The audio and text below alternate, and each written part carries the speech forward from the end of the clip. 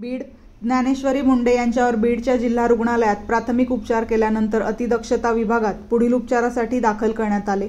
Police अधीक्षकांची भेट घेतल्यानंतर ज्ञानेश्वरी मुंडे यांनी पतीच्या हत्या प्रकरणात न्याय मिळावा या मागणीसाठी आक्रमक होत विषारी द्रव प्राशन करून आत्महत्येचा प्रयत्न केला।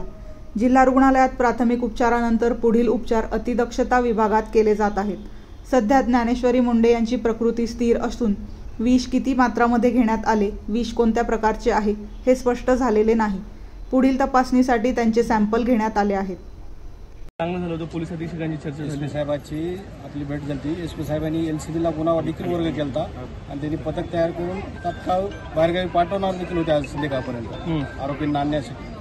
कोण आरोपी ते नाव नाही सांगितले, मग ते पथक जाणार होतं त्यांच्यावर ज्यांच्यावर त्यांना डाऊट आहे त्यांना त्यांनी आपण सांगितलं त्यांना मीना साहेबांची बदली झाली, तर ते म्हणले एलसीबीला गुन्हा वर्ग करू। एलसीबीला गुन्हा वर्ग करून म्हणलं आमचं जरा हे झालं, बोलणं झालं। सगळं बोलणं झाल्याच्या नंतर ते बाहेर येऊन तुम्हाला बाहेर दिल्याच्या नंतर मी ते PI कुलकर्णी साहेब त्यांनी बोलले मग भेटायला गेलो, तर तिकडे त्यांनी विष पार केलं।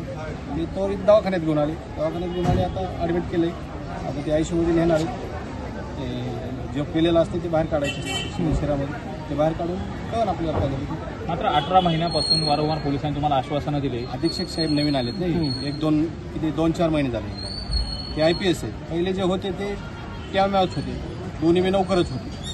पण यांनी पण अनेक वेळा आश्वासन दिले, पण आरोपी आश्वासन दिलं मात्र ह्यांनी फाईलपर्यंत पोहोचलेत ना। लाचच्या ज्या टायमाला आपल्याला जे गरज आहे तिथपर्यंत हे पोहोचले। आज उद्या 2 दिवसात आरोपी आणतो म्हणले होते। विश्वास असताना देखील असं टोकाचं पाऊल का उचललं? नेमकं न्याय मिळत नाही म्हणून त्यांनी न्याय मिळत नाही। तिची कंडिशन आता सगळ्या महाराष्ट्राला बघितली, ती डील इन मीडिया ट्रायल, पुन्हा तिला ते लेकरायचं शिकवण करीन का पोलीस स्टेशनला चक्र आणीन।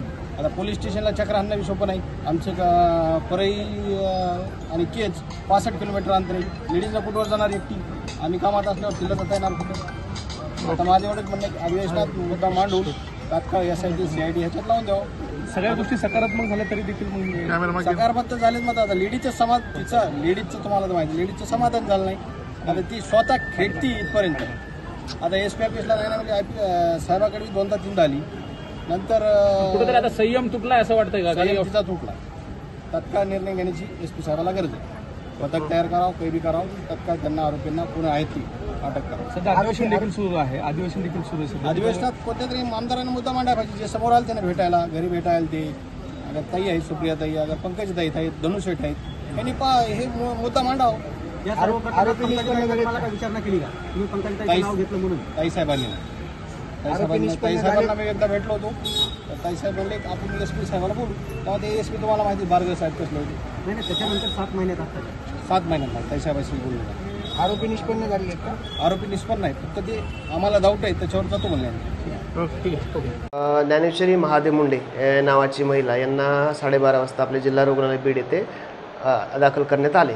पेशंटनी विषारी औषध प्राशन केले याची प्राथमिक माहिती भेटली, त्यानुसार आम्ही अपघात विभागामध्ये त्यांचे योग्य ते उपचार केले आणि त्यानंतर पेशंटला ऑब्झर्वेशनसाठी ICU मध्ये दाखल करण्यात आलेलं आहे।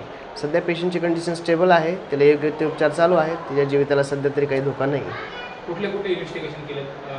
त्यांचं आम्ही बेसिक इन्व्हेस्टिगेशन केलेले आहेत, जसं की शुगर तपासणं, BP तपासणं, ECG करणं आणि रक्त तपासणं।